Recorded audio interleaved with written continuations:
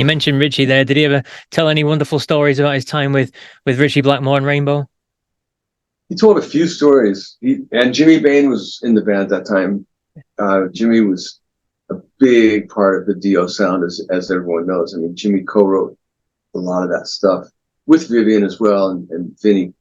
But Jimmy was definitely a really talented bass player. And Ronnie told stories that Richie used to kind of terrorize Jimmy a little bit, like play tricks on him and stuff. And one of them was pretty brutal, like a really scary trick involving fire, but it was all in, Richie's sense of humor.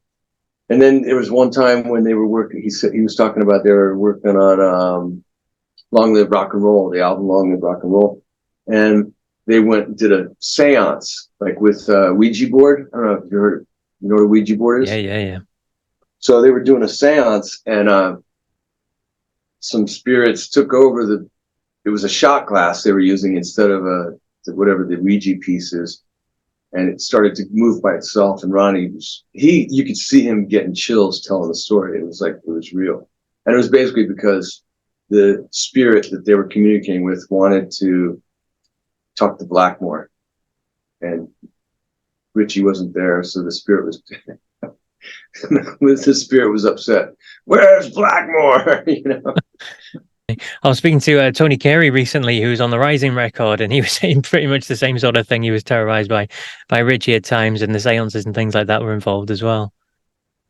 Yeah, I never spoke of that with, with any of the other Rainbow guys or Dio guys.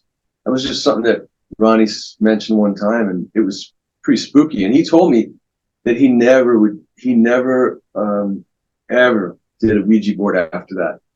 It was, and then it's interesting, just this is off topic totally, but during the 2020 pandemic shutdown, all that stuff, I basically took that opportunity I was stuck at home, so I took that opportunity to do some construction at my house, and I had to move to another house I rented. And this lady, she's like, I got furniture, you don't need anything, just you guys can come stay here, here's the rent, whatever.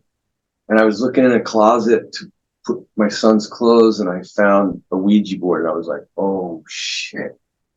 And I carefully took it.